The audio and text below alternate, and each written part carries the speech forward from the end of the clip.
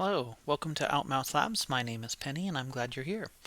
Today we're going to be looking at the Lua programming language, and we're basically going to be prepping to be making a small dungeon style, delve style game in Tic80. Tic80, if you don't know, is a free, although there is a pro tier that's $10 and I do recommend purchasing it. That's what I'll be using today. Game engine that runs on actually several languages. You can use MoonScript, you can use Lua, you can use Ruby, you can use JavaScript. I'll be doing it in Lua, which is the base use. So I'm not going to show what we're going to be building today because this is kind of, like I said, the prequel. So the main thing is, if you don't know Lua, it's a very fast language to pick up. There's lots of tools out there to learn it, lots of video and text resources as well. I'll try to link a few in the description below. What we're going to look at today is how to do some object-oriented like behavior with Lua, because Lua isn't naturally an object-oriented language.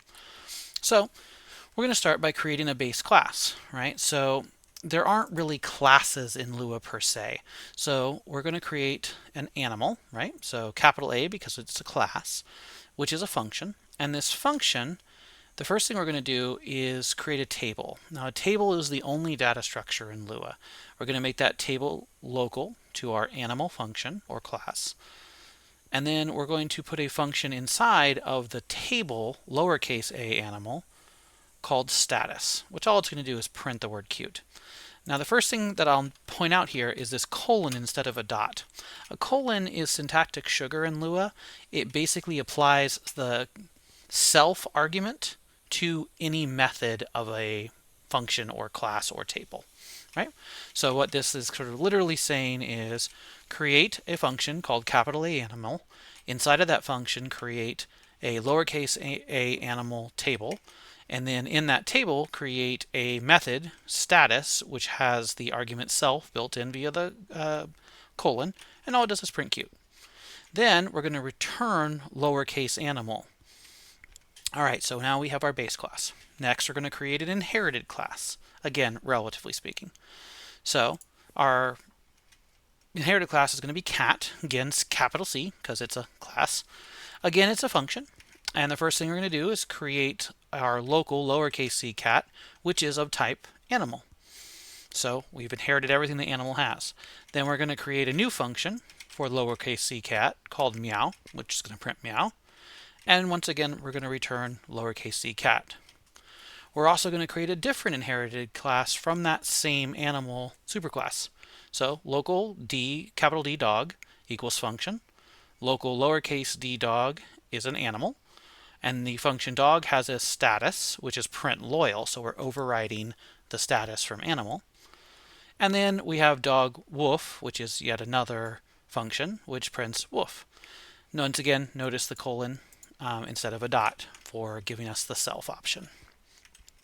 Lastly, we're going to have a local poodle, which is of type dog, and it is going to have an override on woof, which will print humph instead of woof, which is overriding from an inherited class.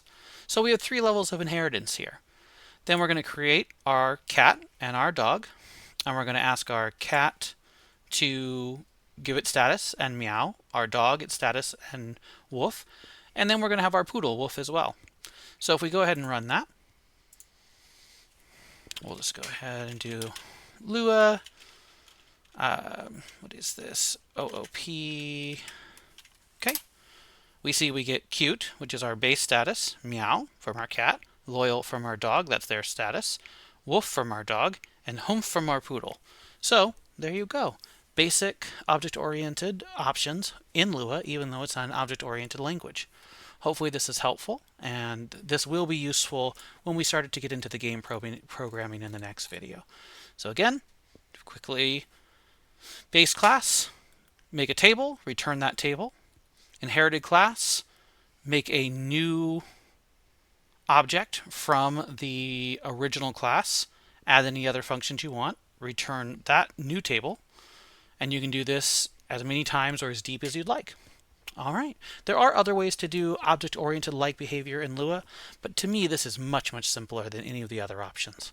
All right. Hopefully this was helpful. Take care and have a nice day.